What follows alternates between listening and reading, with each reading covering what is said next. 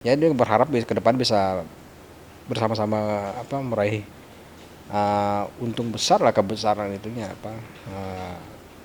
sama-sama jadi untung, terus sama-sama juga bisa makmur bareng gitu kan. Cina juga kayaknya nggak ser kalau Iran memberlakukan tarif tol buat lewat Selat Hormuz karena ujung-ujungnya walaupun dia mungkin nggak tahu ya kena charge atau enggak, Iya, tapi itunya. ya dia pasti akan kena juga, Kena either juga, harganya dinaikin atau enggak gitu kan. Dari 100%, 80% itu isinya orang kekuatan dunia datang tuh ke Di situ Cina semua semuanya ya. di situ.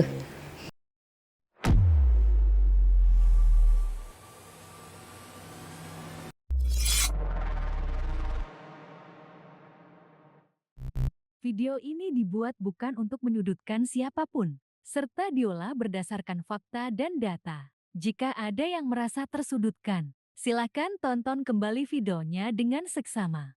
Halo, selamat datang penonton di Lambe Politik. Nah, bersama saya Charlen dan ini ada Mas Fajar Nugraha. Lagi-lagi. Iya, lagi-lagi. Jadi sampai saat ini nih, sampai detik ini kita lagi ngobrol ini nih, lagi ada pertemuan penting nih, penting sejagat raya menurut gue. Dua negara adidaya ya. Iya, dua negara adidaya, dua negara pemimpin dua negara superpower barat sama timur lagi meeting, lagi summit. Duduk-duduk bareng, gosipan, gibah gitu kali ya. Iya, berdua iya. ya. Ngomongin apa ya? Kalau dua pemimpin negara superpower gibah ngomongin apa ya? Kepo juga gue. Iya, apa ya? Yang dari yang kemarin sih ngomongin ya banyak tapi ya nggak substantif ya. Oh ya? Biasa aja kalau gue lihat sih itunya. Tapi memang banyak highlightnya ya dari dua ini karena pertemuan Trump sama Jinping ini terakhir kan 9 tahun yang lalu ya, 2017. 2017 tuh pertemuannya masih agak menurut gue nggak setegang pertemuan sekarang. 2017 masih Kalau kenegaraan ya, kalem. kalau lewat G20 gitu tuh masih ketemu kan kayaknya. Ya betul, yang bilateral ya. Iya, bilateral. Yang bilateral, yang Bilateral kenegaraan ya. nih, kunker-kunker resmi gitu ya. Iya, ini ya. Terakhir kan 9 tahun lalu dalam kondisi yang dua-duanya ya oke lah menurut gua. Nggak setegang saat ini. Iya, belum ada perang di Iran segala macam. Nah sekarang ini pertemuan ini kayaknya di latar belakangi dengan tekanan ya. Mungkin bisa jadi sih itu tekanan ya. Dengan tekanan khususnya dari pihak yang datang berkunjung nih ya.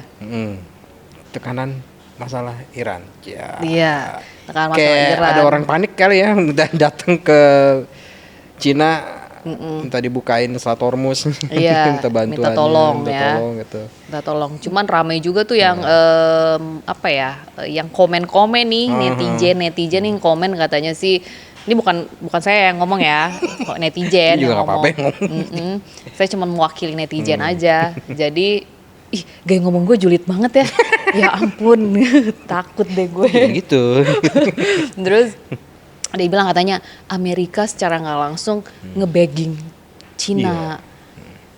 Gitu. Terus kalau lihat di gesturnya deh, kalau lihat si Jinping tuh yang tenang, nerima Trump gitu, Trump kayak gerasa gerusu bahkan bukan ini ya, tapi bahkan ngomong segala macamnya gitu kan, sebelum datang sampai dia datang. Dari salaman aja. Juga begitu ya. Ya kan dari salamannya aja. Salaman enggak itu kan. Dari gaya salamannya kayak ini banget itu. Kayak orang butuh banget gitu. Sementara Jinping ya santai, datang aja deh sini gitu kan. Yang bikin ribut kalau kata dia. Bener nggak kalau menurut netizen? Nah, gimana tuh? Gestur kedua pemimpin Gesturnya, negara ini iya. kayaknya siapa yang saling membutuhkan siapa yang saling butuh tuh menurut penonton Lambe Politik saha eta.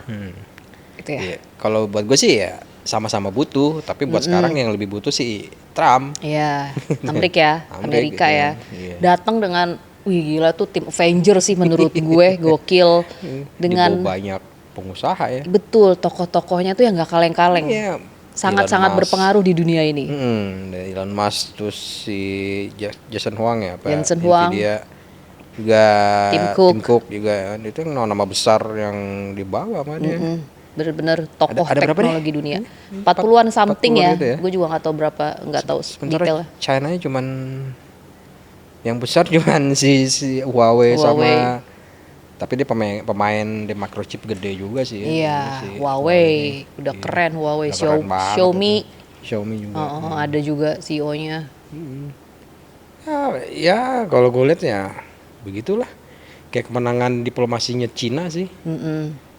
Dari AS ya buat kalau menurut gua ya intinya si Jinping sih ngelihat kalau memperlihatkan kalau kedatangan Trump ini kayak membuktikan kalau Cina tuh masih penting lah buat Amerika Serikat.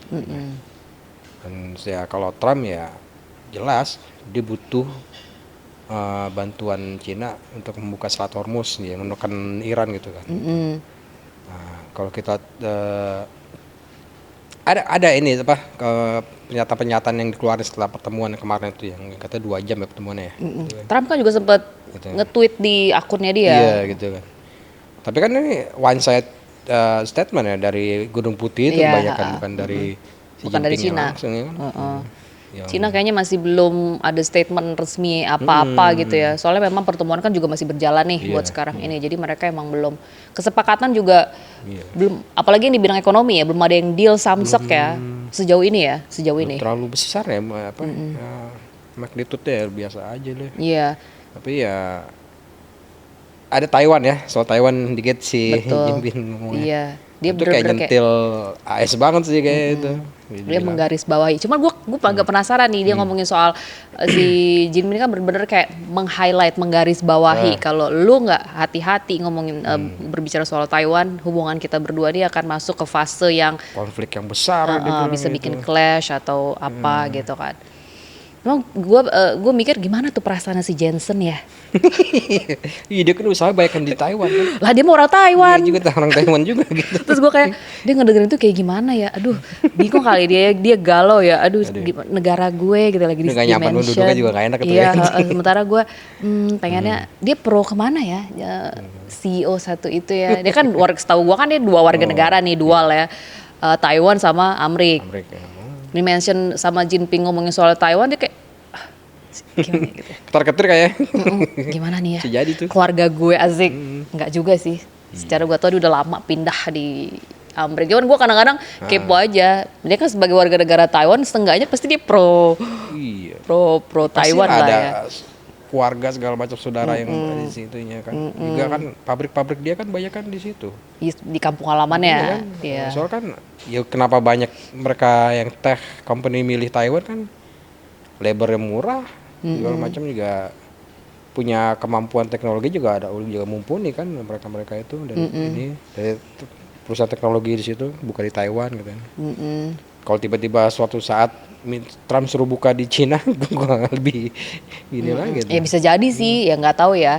Siapa tahu ada deal-dealan yang terjalin setelah Soalnya ini. intinya gitu. dari pertemuan bisnis Trump itu kan minta Cina buka peluang lah perusahaan-perusahaan Amerika berbisnis di situ kan. Selama ini kan di-cut gara-gara tarif itu kan. Tapi kayaknya dari pertemuan ini kan hari kedua ya, last day juga kan hari terakhir nih. Tapi kayaknya di hari pertama itu udah ada kesepakatan dagang yang kayaknya udah kebentuk gitu soal impor daging yang gue tahu ya, yang gue baca-baca terakhir. Jadi akhirnya kan sebelumnya beberapa tahun terakhir apalagi lagi tensi lagi tinggi, apalagi ngomongin yang sempet yang diancam perang tarif itu.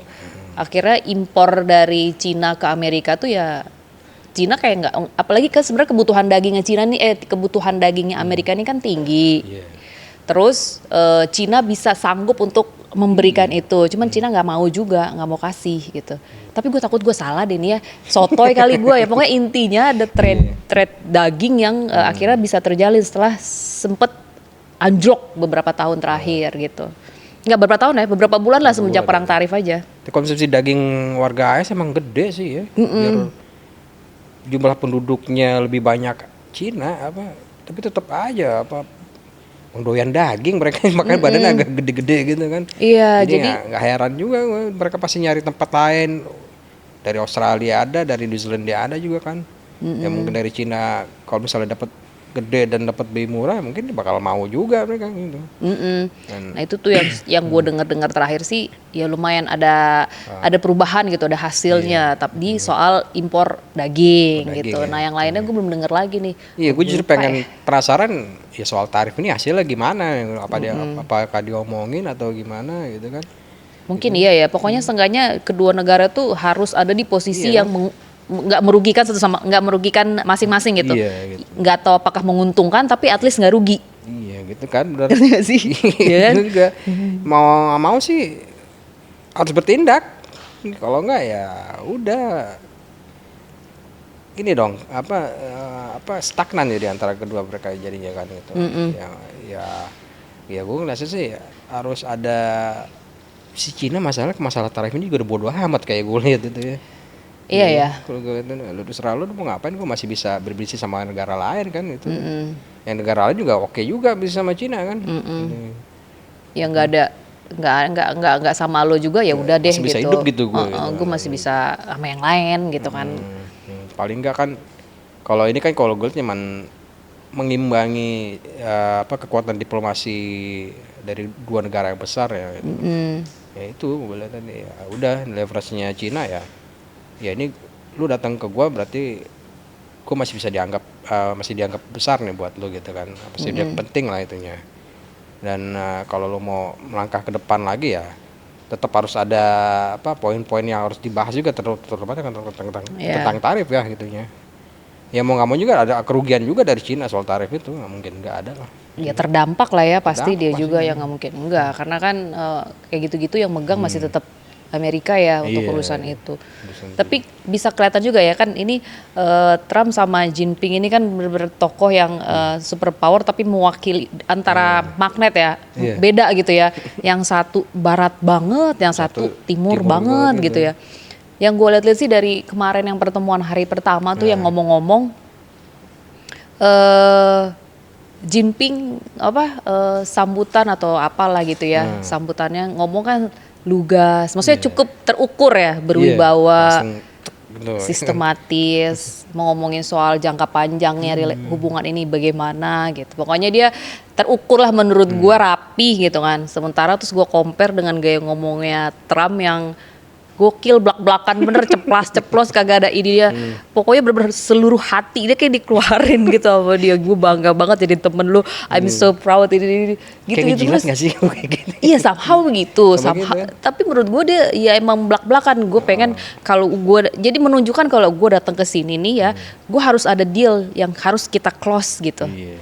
Gue ngeliatnya begitu aja ya harusnya sih begitu ya ada yang dicapai lah itunya kan. Karena ya percuma dong gue udah bawa pasukan Avengers gue ya itu Avengers loh menurut gitu. gue itu tim elit yang dia bawa yang dia mungkin gak bawa itu ke negara lain gak sebanyak itu. Mesti dilihat juga bukan hasil apa lu bawa tuh ketemu nggak mereka bisnis ini sama bisnis AS sama bisnis Cina ini setelah ketemu terus bakal dapat hasil ke depannya nggak gitu, ada lanjutannya nggak itu. Nah itu mesti dilihat gitu. Ya nggak tahu ya, yang nggak tahu apakah. Cuman kayaknya kan ya namanya juga Jinping juga udah lama ya jadi pemimpin ya. Terus ada di posisi yang menurut gue dia cukup menguasai keadaan. Di atas angin sih kalau gue lihat gitu. Di atas angin, menguasai keadaan dia tahu harus gimana gitu. Jadi menurut gue kayak apa ya? Apa ya jadinya? Lu kayak kesem-sem banget loh. Apa? Kayak demen banget kayak sama si Jinping. Soalnya dia menurut gue ya apa ya di samping politiknya dia ya udahlah ya kan gue bukan warga negaranya juga gitu kan. Cuman menurut gue dia cukup orang yang cukup berhati-hati lah. Dia tuh sangat menguasai keadaan ya. Sangat gitu. Menguasai, sangat ini banget sama prinsip-prinsip Cinanya itu, filosofi Cina yang menurut gue sangat dipegang sama dia gitu. Harus hati-hati kalau jangan sampai musuh bisa mengetahui apa yang kita intinya tuh tidak boleh terbaca. Itu kan salah satu filosofi. Ya? Iya, kurang lebih itu kan salah satu filosofi Cina ya. Lu jangan sampai musuh lo tuh tahu gerakan lo atau isi pokoknya poker face lah intinya tuh gitu menurut gua. Itu kayaknya dilakukan si Jinping kemarin saat ini juga dalam pertemuan. Dari itu kelihatan dari omongan dia kan kayak dia ngangkat Trump juga dan bilang apa seharusnya kedua negara bisa sama-sama besar gitu kan dan bekerja sama dengan baik gitulah intinya di situ. Bisa sama ya dia berharap ke depan bisa bersama-sama meraih untung besar lah kebesaran itunya sama-sama jadi untung terus sama-sama juga bisa makmur bareng gitu kan nggak ada masalah apa-apa lagi ya gitu kayak itu kan kayak naikin Trump juga jadi ya kan dia. Iya. Sebenarnya bisa sih. Iya tapi kayaknya persaingan menurut gua bakal masih tetap ada ya. Even setelah pertemuan ini antara AS sama Cina menurut gua ada. Cuman mungkin agak lebih terkelola ya. Lebih adem intinya kan. Nggak yang gila-gilaan gitu, nggak yang bener-bener kelihatan banget. Misalnya masing-masing menyerang masing-masing gitu satu sama lain gitu. Ya kan dari ya kemarin itu kan ternyata lebih baik dari Gedung Putih ya, apalagi yang Selat Hormuz itu kan lebih banyak gimana dibilangnya Jinping bakal ngebantu AS buat ngebuka Selat Hormuz gitu. Jadi Itu kemungkinan kayaknya iya sih. bisa gitu. Bisa. Ya. Tapi kan sebelumnya karena sebelumnya Menlu Wangi kan ketemu sama Menlu Iran kan, mereka udah pasti udah tahu ada jeroannya kayak gimana apa yang terjadi di situ kan. Gitu. Ya kalau kita lihat sih ya masih bisa berpeluang untuk ngebantu buka Selat Hormuznya gitu. Iya, karena menurut gue Cina juga agak kurang serk ya dengan tarif tol itu kayaknya. Iya, meskipun dia ada untung ya, kapal mereka kan pasti tetap lewat biasa aja gitu kan, yang bawa tanker minyaknya nggak ada masalah gitu kan. Tapi kan sekutu-sekutunya rekan-rekan bisnisnya kan terpengaruh sama penutupan Selat Hormuz gitu kan. Jadi mau nggak mau kan bisa jadi Cina malah bayar lebih mahal ke Ke negara-negara yang kena imbasnya itu kan. Mereka nggak mau juga dong. Kondisi global sekarang kan apa-apa naik gitu loh. Ya nggak mau lah mereka jadinya rugi gitu ya kan. Iya, atau bayar lebih gitu kan dari biasanya. Namanya bisnis ya begitu. Iya, jadi makanya gue bilang kayak Cina juga kayaknya nggak ser kalau Iran memberlakukan tarif tol buat lewat Selat Hormuz karena ujung-ujungnya walaupun dia mungkin nggak tahu ya kena charge atau enggak, Iya, tapi intinya. ya dia pasti akan kena juga, either juga, harganya dinaikin atau enggak gitu kan. Mungkin Tapi nggak dia pasti signifikan kenanya, tapi kan tetap ya namanya orang margin untung tetap dicari sama dia kan, nggak mungkin enggak gitu. Sorry ya netizen Cina gitu loh ya kan, semua dihitung.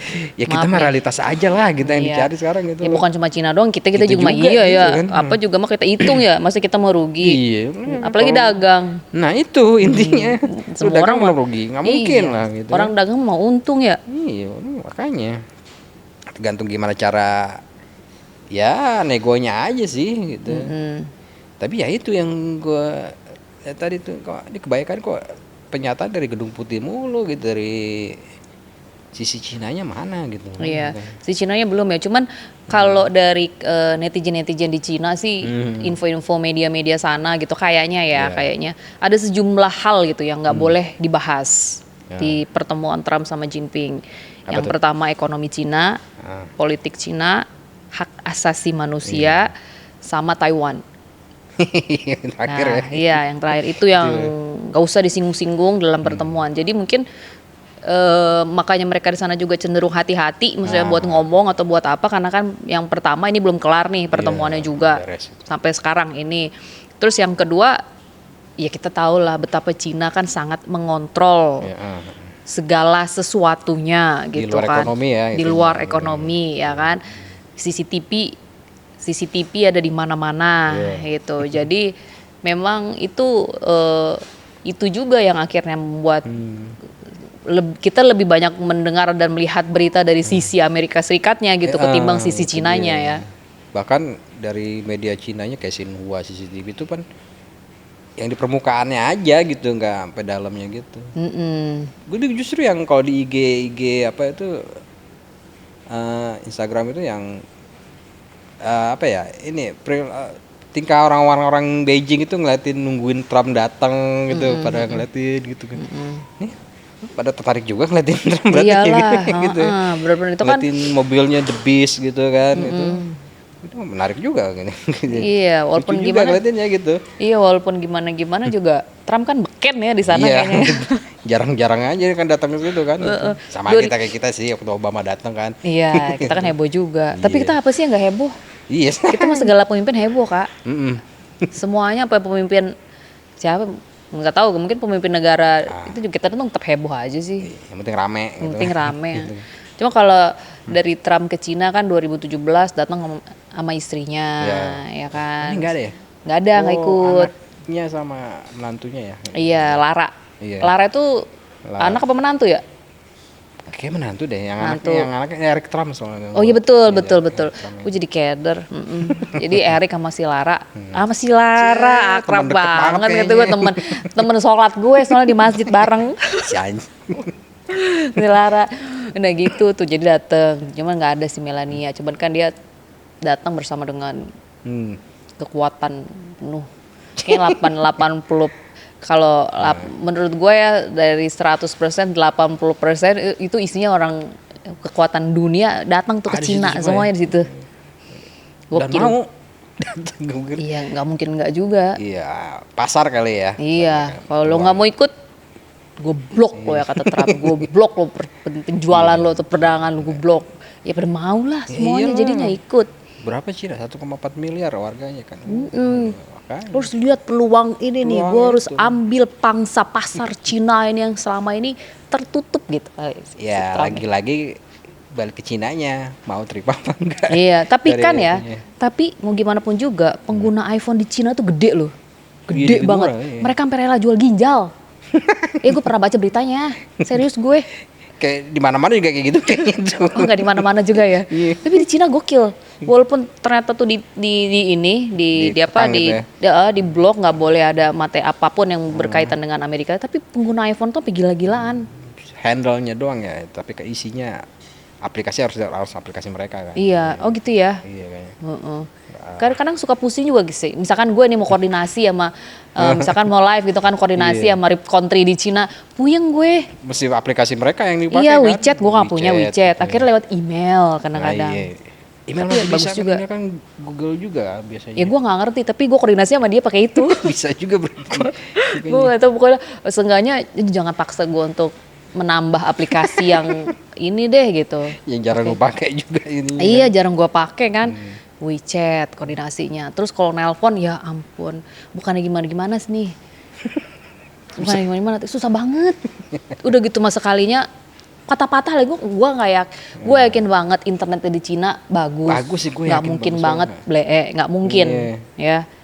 Ya itu antara diganggu atau gimana kali Iya, ya. gue nggak tahu juga. Tapi tiap kali patah-patah, ya.